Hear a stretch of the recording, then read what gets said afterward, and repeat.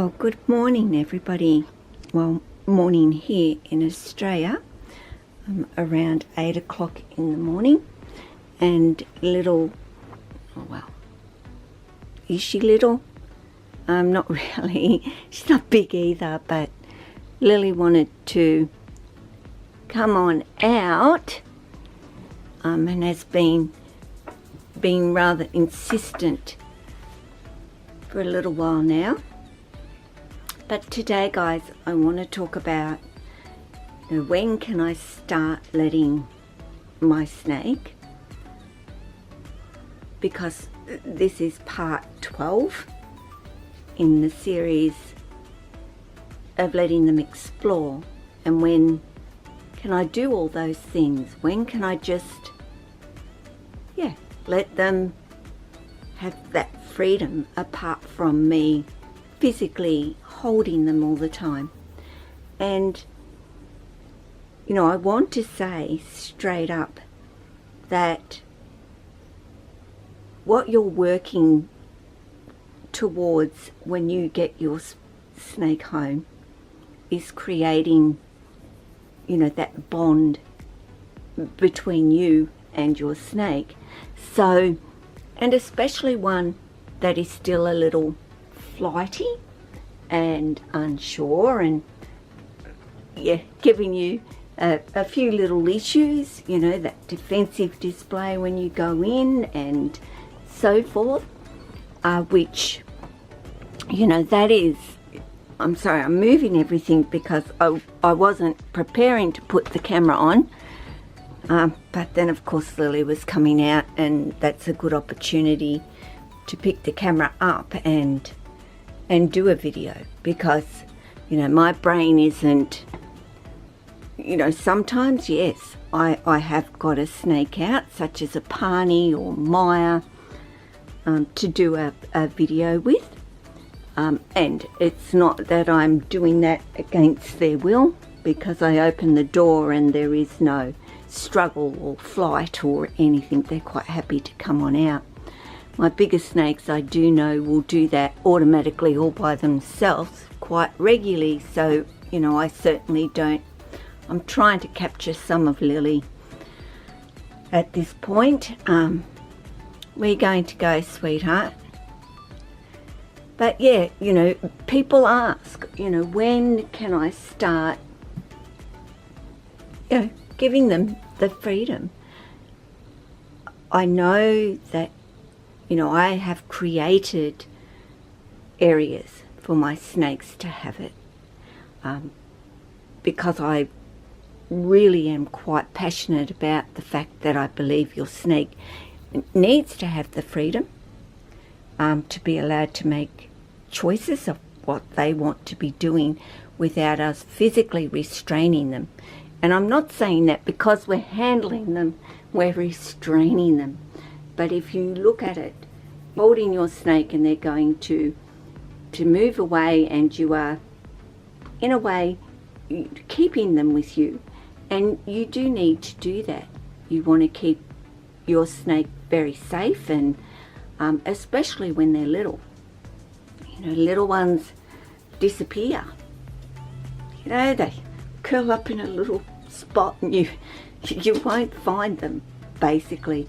And they can be relatively quick, whereas my big guys, well, there's a lot of Lily to go hiding somewhere. She can't just curl up. I can hear her when she moves. So even when she has gotten down the back of her enclosure and whatever, I call her out, and she eventually comes out. She knows how to get out. I just don't like her getting down there, because that's where all the power connections are and whatever. So, I very promptly get her out. But it's not like, she won't come out for me. So I'm not really worried about it. Oh, Jack is having his snooze on his bigger shelf. He loves that now, thank goodness.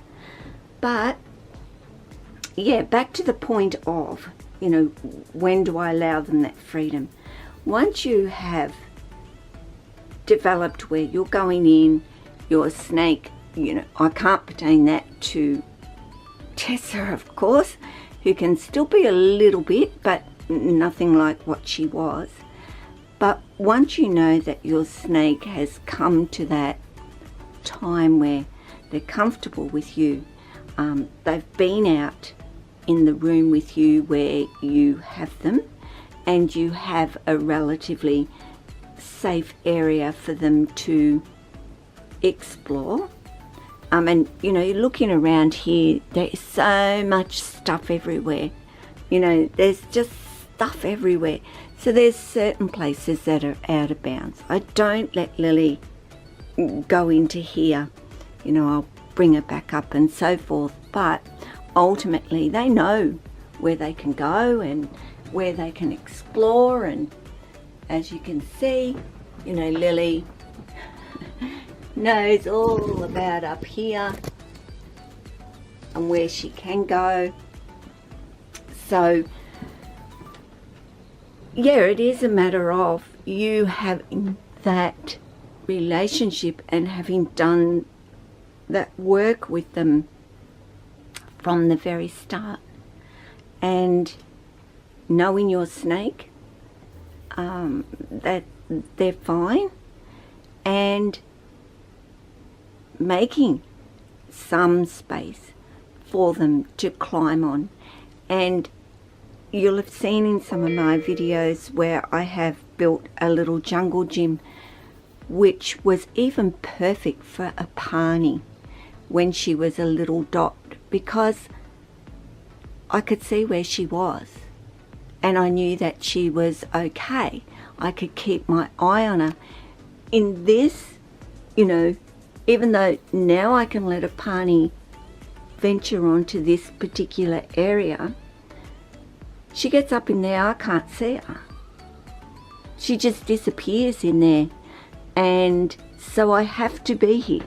I have to be watching her. I can't be complacent with a Pani. And I'm not saying that I'm complacent with Lily or Jack or any of the bigger guys. I'm not. Whoa. See? Complacent, chatting. But I'm going to turn that fan off, because very rarely does Lily stick her head out over there, but she may. And it's not safe to have that fan on, is it, Lily? But she can see it. Totally see it. Oh, having a yawn. But yeah, make something. Hello, darling. Is Lily out? She is. Sweetie. Make some little climbing area. Give them something to climb on that you can see them, that they're visually there. You always need to keep your eye on them. As I said, whether they're big, whether they're little, doesn't really matter. You have to be aware of what you've got around you too, and keeping it safe, so that when it comes the time that your snakes are at that point where you don't have to be physically holding them and just letting them have some explore, go for it. You know, if you're comfortable with it. You know, I have people say, when can I start taking my snakes outside? Whenever you're comfortable and your snake is comfortable. I don't put a Pani down on the grass as such. You know, I spread out a blanket, and at this particular point, you know, a Pani is such a tiny little girl, and I'll put a little clip in for you to see her. But, you know, she is starting to get a lot bigger now, and it's not going to be forever. I'm not going to allow her to go and crawl around on the grass. She will be able to do that. I just know right now, for a Pani being so little, she feels extremely vulnerable, so she stays very close to me, she goes hiding under the blanket, so I'll fold a flap over for her to go up and under. You know, it's all about her just getting used to being outside and realising that it's all safe, it's all good, and that there's nothing, you know, to be worried about. And she's learning. You know, that little head comes out, she has a look around. You know, even Maya, you know, is so different in her behaviours outside to the likes of Jack and Lily and Tessa and so on, because she is also a little snake. Of course, much bigger than a Pani, but still little. So, you know, when can you start giving them the freedom? When you know they are comfortable. When you know that they are feeling you are their protector and that you will keep them safe and that nothing is going to happen to them. That is just how I've found that it's worked with my snakes, and they are so very used to everything in this room. They know where everything is. They know where to go. They know what to climb, what not to climb. The times you've got to sort of say, oh no, not there. But overall, they get a pretty good idea and they click in quite fast as well. So, I hope I've answered your question and you understand that it's all about the relationship that you have with your snake. You know, for me, I am in a room that is basically set where, you know, giving freedom. I can sit and I can let little Apani, you know, go for a crawl around here and have a little bit of an explore. Or I'll bring the jungle gym down and I'll set it, you know, here where I'll put her on, but I'm sitting, you know, right here and she's right there, and she can come to me, she can go off and do her own thing on it and so on. So, you know, I can't say, oh, when they're 6 months old, when they're 12 months old, because every snake is different. And it's you putting in time, effort. Oh, I've got lots of snakes yawning. And that's massive, that one.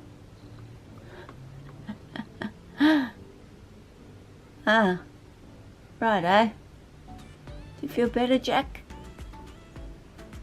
Yeah. There is no particular age. That's up to you to make that decision. Just keep them safe. Make sure the environment's safe. Keep your eye on them. Let them have some freedom. So guys, take care of yourself and your family and your friends. Your snakes, Lily's just getting all settled in up there. And all your animals. Ciao.